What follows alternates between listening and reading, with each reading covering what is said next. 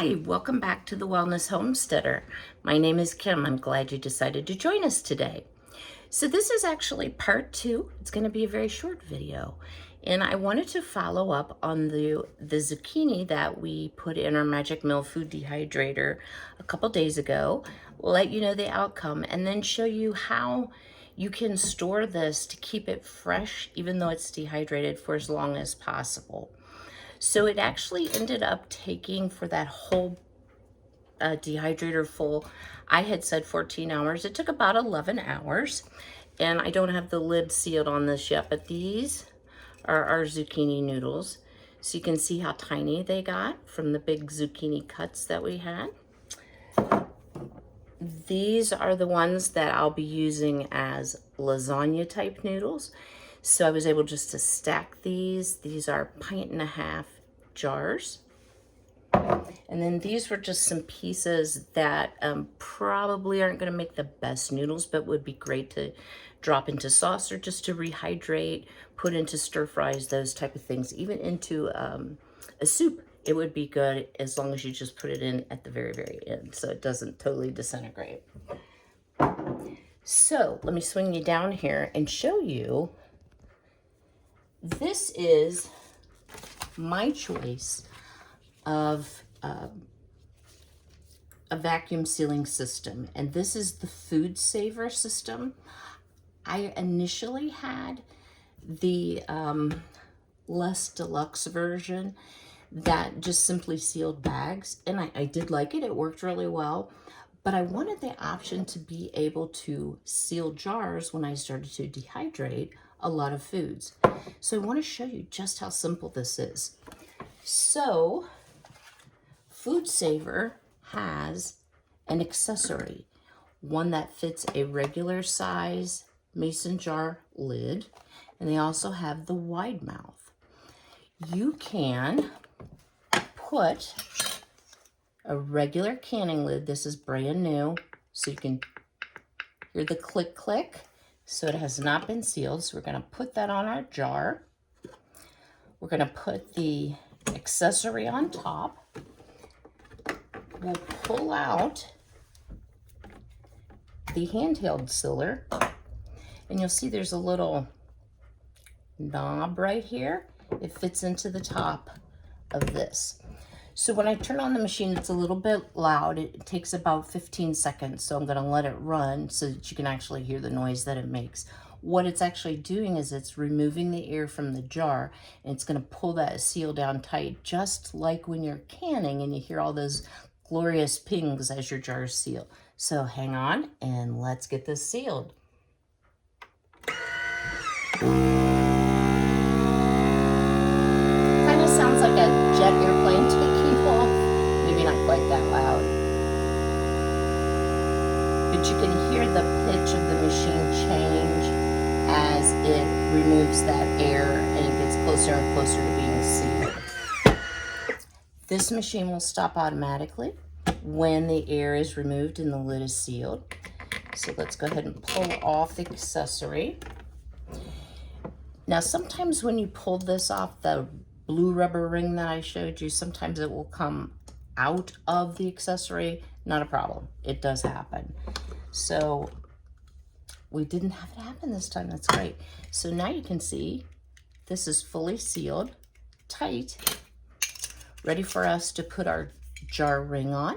We can write what it is, put the date on it.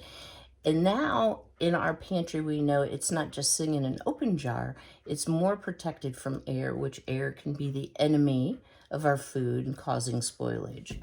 The other nice feature with this model is that you can seal the bags with it. So let me show you that really fast.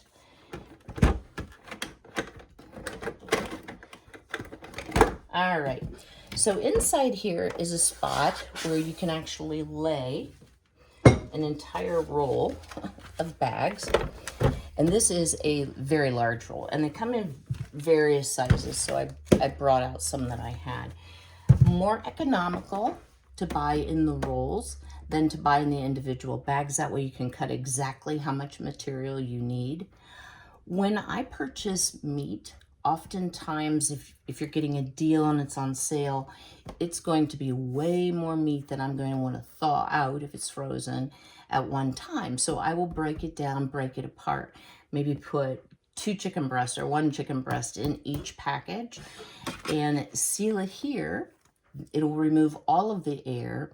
And it also makes a huge difference on freezer burns. So sometimes I'll wrap it in a like a press and seal type material and then seal it in the bag. So I thought, let's find something really quickly here we can seal. Hang on.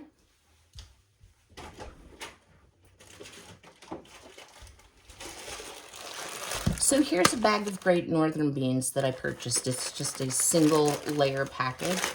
So I'm not going to use these right away. So I would like to put another layer of protection and suck all the air out of it. So you can see how this is squishy and kind of fat. So the first thing we're going to do is we're going to determine, well, how much material we need. So let's make a guesstimate here. So you need to leave enough so you can seal it at either end without wasting. And I think I'm being a little generous, but we'll go ahead and has the built-in cutter. Super easy. All right.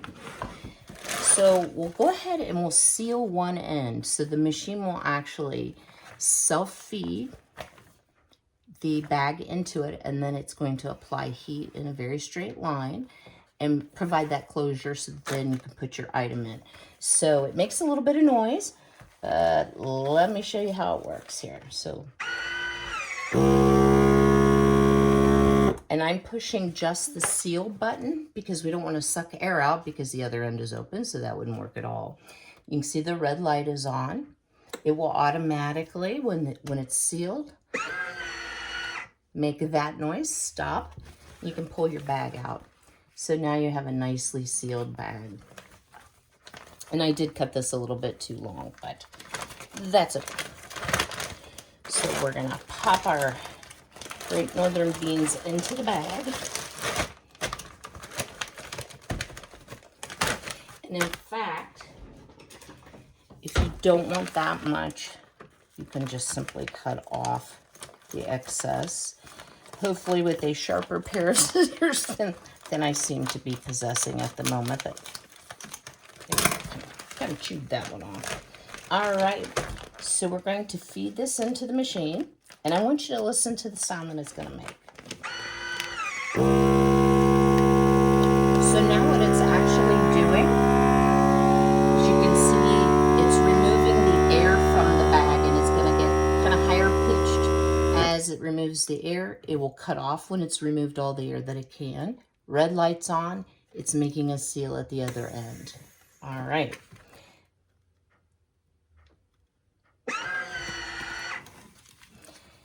Now, I apologize for my cut here, but you can see it did seal it tightly. But look at the difference in the beans. They're like no air. They're nice and firm. So it also really helps in storage space. You can really stack a lot of these in your 5-gallon bucket, in your tote, in your pantry, however you're storing your bulk dry goods. So we now have our 3 jars of zucchini.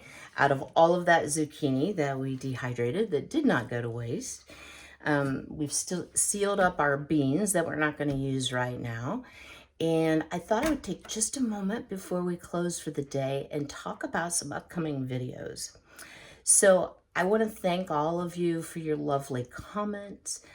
Several of you who are my personal friends or who know me personally have reached out to me directly with your suggestions and ideas, and I really love that because I want to be supportive and helpful to you, and I want you to find value in the channel. So I heard loud and clear that canning is something that many people are interested in. Maybe they've never done it. They don't know where to start. Maybe they have a fear of pressure canning. I know I did when I first started. I was convinced it was going to explode, and it won't. You can use it safely. So I'm working on a Canning 101 video. So our next video will be about water bath canning versus pressure canning, basic supplies that you need, and how to kind of get started with it. Then we are going to start with an actual water bath canning video, and we are going to make some pickles. We're actually going to make a couple different kinds of pickles. I've made a lot of pickles this year, but my cucumbers, bless their hearts, are still producing. So I'm going to show you both how to do a water bath pickle, a refrigerator pickle. Some people do not like them water bathed at all or heated at all. And then we will progress on perhaps to another food that you would like to see water bath canned. Tomatoes are excellent for water bath canning, so we can talk about that. And then we can move into doing some simple pressure canning. Now, I'm not just going to be talking about food and food preservation and building a pantry, because as I talked about in my initial video, wellness is a lot more than food, although food is life, right? I know.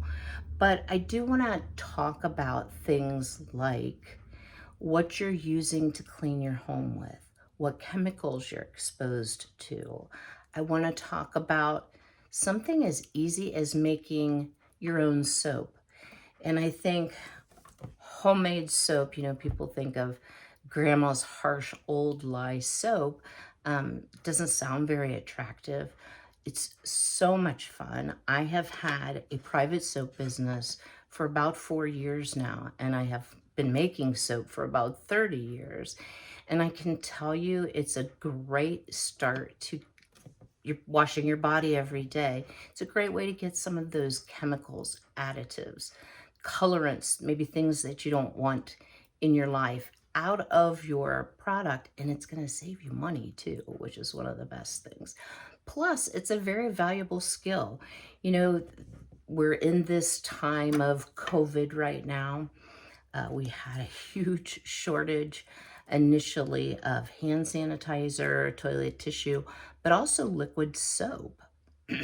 Only bar soap was available in my local area. It may be different in your area, but wouldn't it be a great skill to know how to make your own soap and to have it on hand? I make all of my own soap. I haven't purchased soap from the store in years, and I love making my own soap. So we'll be doing some things like that. And then finally, we're not just going to talk about physical wellness. I do want to touch on all of the dimensions of wellness, our emotional wellness.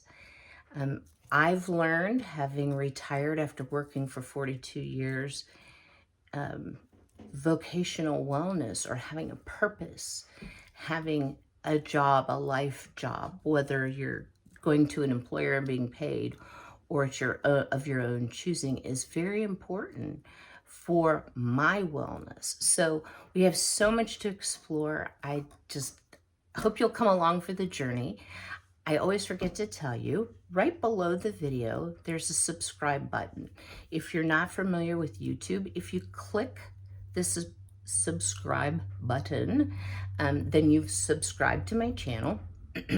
YouTube uses the information of the number of people who subscribe to promote, if you will, the video. So it does help me get my channel started. And I appreciate that if you would subscribe. Once you click subscribe, there's a bell. If you click the bell, then you can choose to be notified about all of the videos, some of the videos, certain topics, or of course none of the videos, but you want to know about all of them, right? You can choose what to watch and not watch. If you found value in today, please like the video, which is also right down below the video. And I love to hear your comments, good, bad, indifferent, things that are missing still. And oh gosh, I'm sharing my pickles stuff that I have laid out already. So I look forward to working with you. I'm hoping to have at least 2, if not 3. I won't have daily videos. I help provide care for my mother, who will be 85 this month. So I have some family obligations that keep me from being able to do daily videos. But I want to visit with you as much as I can and provide as much value as I can. So again, thank you for joining me today. Have a blessed day, and we'll see you real soon with our Canning 101.